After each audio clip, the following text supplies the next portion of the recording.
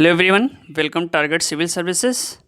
चलिए फ्रेंड, आज हम लोग करेंगे प्रैक्टिस नंबर 19। इससे पहले क्या 18 सेट हम लोग कर चुके हैं, जिसके लिए फ्रेंड आपको डिस्क्रिप्शन बॉक्स में मिल जाएगी। साथ में अलग से प्लेलिस्ट बना दी है, आप वहाँ से जाकर भी स्टडी कर सकते हैं। सो वेरी इंपॉर्टेंट होने वाली है आज की वीडियो। तो चलिए देखते हैं आज का पहला क्वेश्चन, साथ में आप भी सॉल्व करते रहिए और कमेंट बॉक्स में आप जरूर बताइए कि वीडियो कैसी लगी। ओके, सो फर्स्ट क्वेश्चन है, भारतीय इतिहास के सूफीवाद के संदर्भ में निम्नलिखित कथनों पर विचार कीजिए। पहला है, शेख अहमद सरिंदी इब्राहिम लोदी का समकालीन थे। दूसरा है, शेख नसरुद्दीन चिराग देहलवी शेख निज़ामुद्दीन औलिया के शिष्य थे। तीसरा, औरंगजेब शेख सलीम चिश्ती का समकालीन था।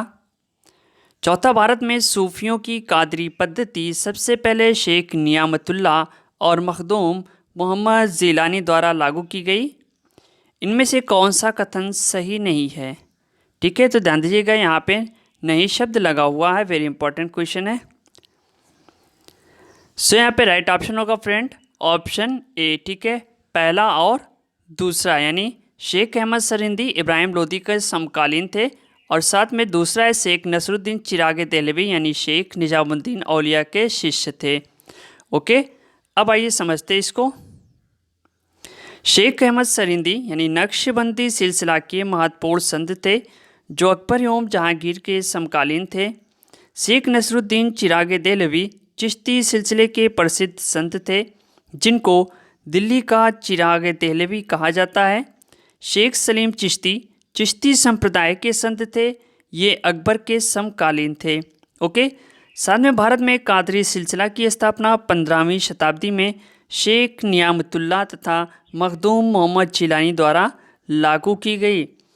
तब यहाँ से एक क्वेश्चन बनता है, चिराग देहलवी किसे कहा जाता है? तो आपका आंसर हो जाना चाहिए शेख नसरुद्दीन। ठीक है, इन्हें क्या है, चिराग देहलवी के नाम से जाना जाता है। Clear friend?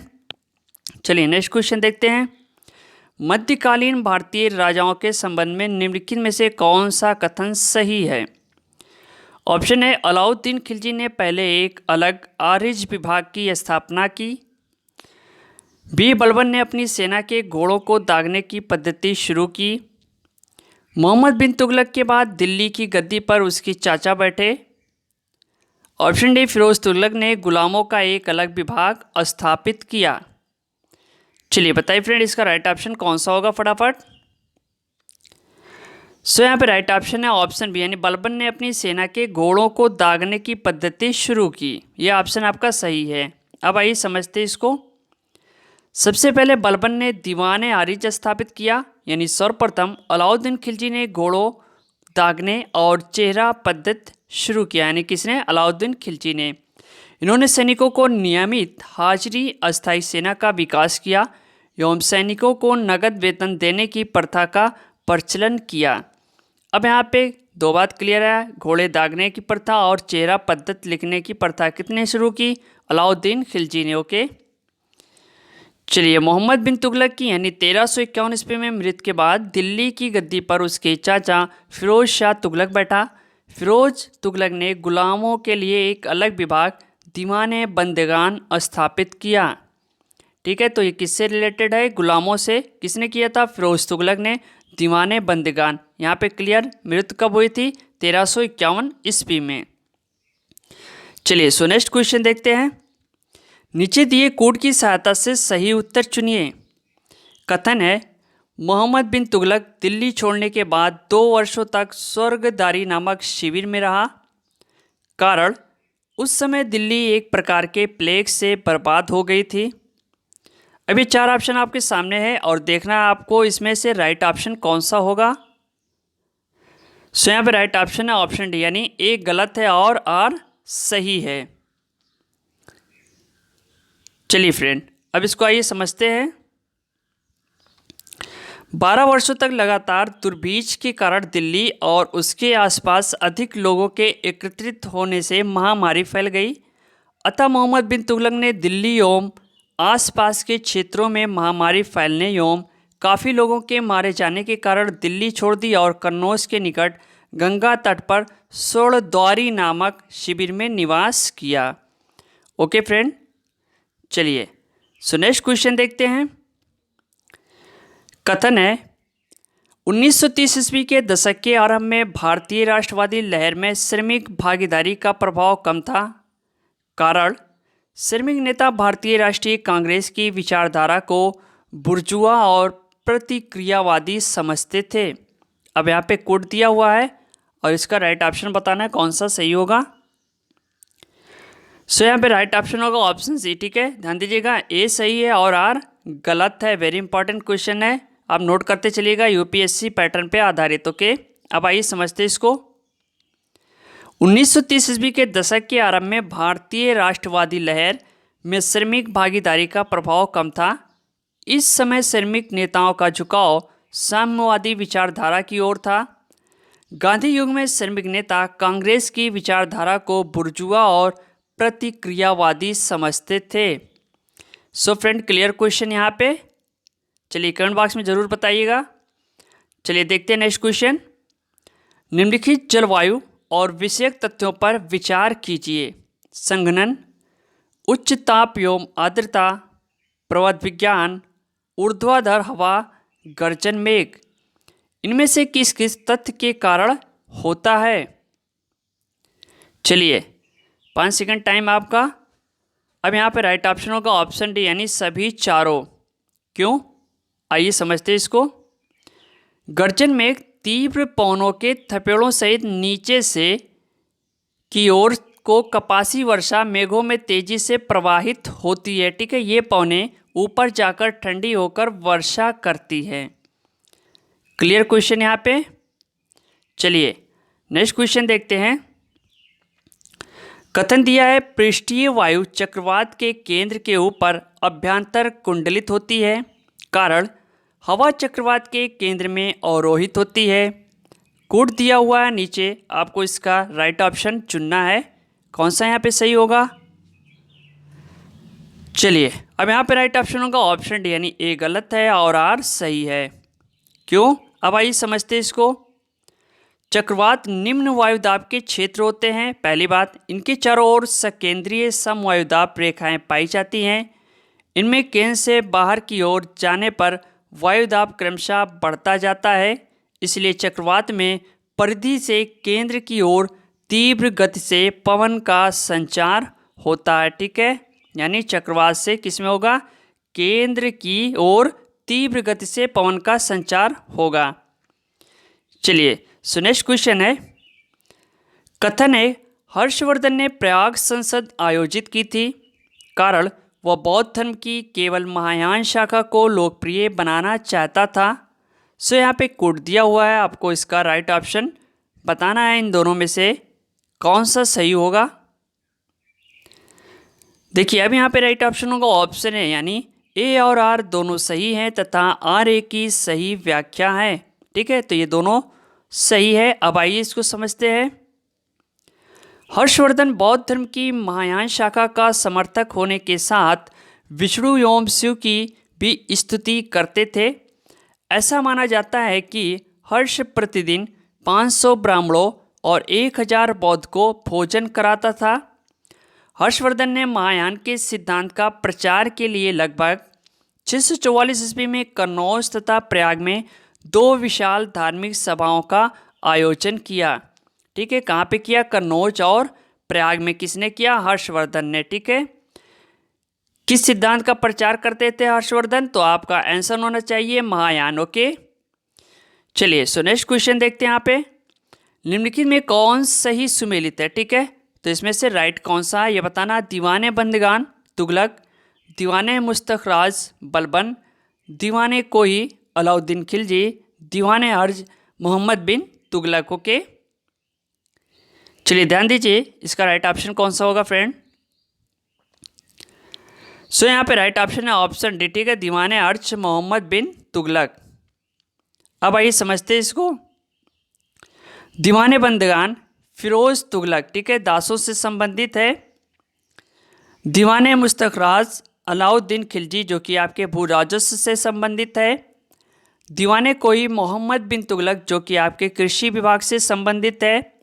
दीवाने अर्श बलबन जो कि आपके सैन्य विभाग से संबंधित है। तो ये 4 वेरी इंपॉर्टेंट है, अक्सर ये मैचिंग के लिए आते हैं, तो आप यहाँ से आप इसको नोट कर लीजिएगा तो ज़्यादा बेहतर होगा। ओके फ्रेंड, चलिए अब आइए समझते हैं। निम्नलिखित में से कौन 1939 में भारत प्रजामंडल के अध्यक्ष थे? जयप्रकाश नारायण, जवाहरलाल नेहरू, शेख अब्दुल्ला एवं पटेल। चलिए बताइए इसका राइट ऑप्शन कौन सा होगा। वेरी इंपॉर्टेंट क्वेश्चन है यहाँ पे। सो फ्रेंड यहाँ पे देखिए राइट ऑप्शन होगा ऑप्शन सी यानी शेख अब्दुल्ला। 1939 में जवाहरलाल नेहरू, ठीक है, 1939 में भारत प्रजामंडल के अध्यक्ष थे। वेरी इंपॉर्टेंट क्वेश्चन है, ध्यान दीजिएगा, 1939 में। अब आइए समझते हैं इसको। 1939 में all India states people's conference की अध्यक्षता जवाहरलाल नेहरू ने की थी। इसका उद्देश्य ब्रिटिश राज तथा रजवाड़ों के राजनीतिक संघर्षों के साझे राष्ट्रीय लक्ष्यों को सामने रखना। दो बात यहाँ पे क्लियर है, ब्रिटिश राज एवं जो भी हमारे उस टाइम पे रजवाड़े थे उनके राजनीतिक संघर्षों के साझे में राष्ट्रीय लक्ष्यों को सामने रखना। ठीक है, कब हुआ था? 1939 में। अध्यक्षता किसने की थी? जवाहरलाल नेहरू ने। ओके फ्रेंड, यहाँ पे क्लियर क्वेश्चन। चलिए नेक्स्ट क्वेश्चन देखते हैं। कथन है ऊंचाई बढ़ने के साथ साथ जल का क्वथनांक घटता है। कारण आर ऊंचाई के साथ वायुमंडलीय दाब बढ़ता जाता है। सो यहाँ पे कोड दिया हुआ है, आपको इसमें से राइट ऑप्शन चुनना है, कौन सा सही होगा। देखिए यहाँ पे राइट ऑप्शन होगा ऑप्शन डी, यानी ए गलत है और आर सही है। ओके, अब आइए समझते हैं।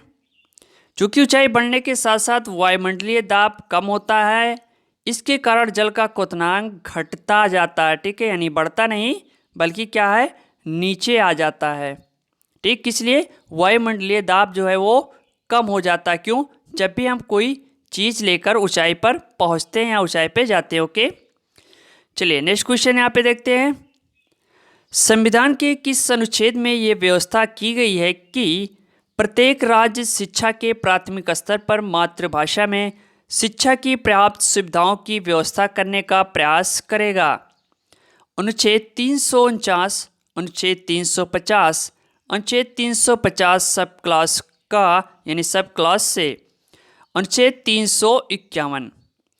वेरी इंपॉर्टेंट क्वेश्चन है, यहाँ पे जो बनता है आपके पीसीएस एग्जाम में काफ़ी बार पूछ चुका है।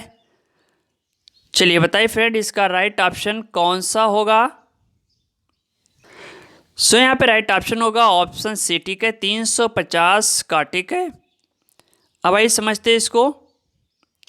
भारतीय संविधान के अनुच्छेद 350 का के अनुसार राज्य के अंदर प्रत्येक स्थानीय प्राधिकारी को यह निर्देश दिया गया है कि वह भाषाई अल्पसंख्यकों के बालकों को शिक्षा के प्राथमिक स्तर पर मातृभाषा में शिक्षा की पर्याप्त सुविधाओं की व्यवस्था करे। ठीक है, किस भाषा में? मातृभाषा में।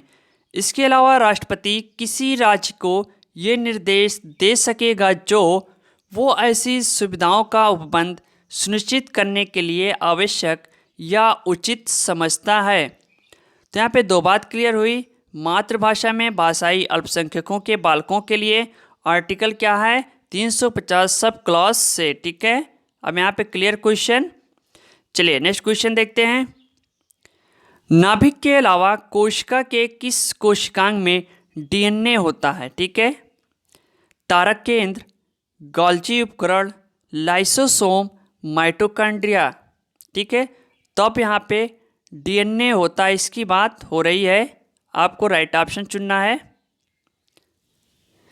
चलिए बताइए फ्रेंड इसका राइट ऑप्शन कौन सा होगा।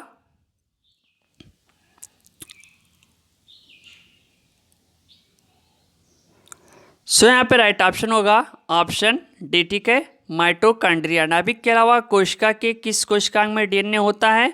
तो होगा आपका ऑप्शन डी यानी माइटोकॉन्ड्रिया। अब आइए समझते इसको। कोशिका के नाभिक के अलावा डीएनए इसके साइटोप्लाज्म में उपस्थित माइटोकॉन्ड्रिया में भी पाया जाता है। Clear question. लेकिन इसका जेनेटिक कोड नाभिक में पाए जाने वाले डीएनए से अलग होता है। चूँकि माइटोकॉन्ड्रिया अर्धस्वायत्त अंग है, एवं इसमें डीएनए और राइबोसोम होता है। तो यहाँ पे क्लियर क्वेश्चन, आपके डीएनए और राइबोसोम किस में होता है? माइटोकॉन्ड्रिया में, ठीक है। दूसरी बात है, नाभिक के अलावा डीएनए इसके साइटोप्लाज्म में उपस्थित माइटोकॉन्ड्रिया में पाया जाता है, ठीक है। तो ये बात ध्यान कर लीजिएगा और काफ़ी अच्छे से याद कर लीजिएगा। चलिए नेक्स्ट क्वेश्चन देखते हैं। सिकंदर के हमले के समय उत्तर भारत पर निम्नलिखित राजवंशों में से किसका शासन था?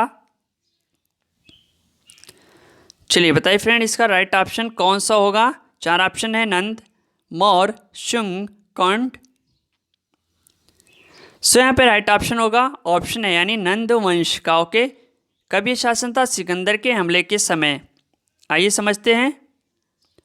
सिकंदर के हमले के समय संपूर्ण उत्तर भारत पर मगध वंश का राज था। मगध वंश के अंतर्गत नंद वंश के अंतिम शासक घनानंद ने सिकंदर के साथ युद्ध किया था। ओके, तो यहाँ पे बात क्लियर, यानी मगध वंश का राज था। मगध वंश के अंतर्गत यानी नंद वंश के अंतिम शासक घनानंद ने सिकंदर के साथ युद्ध किया था, ठीक है। तो उस समय कौन सा वंश था? नंद वंश था। सो फ्रेंड, ये रही वीडियो को लाइक करना और ज़्यादा से ज़्यादा शेयर करो। मिलते हैं हम नेक्स्ट वीडियो के साथ। Okay, thanks, best of luck, thank you, धन्यवाद।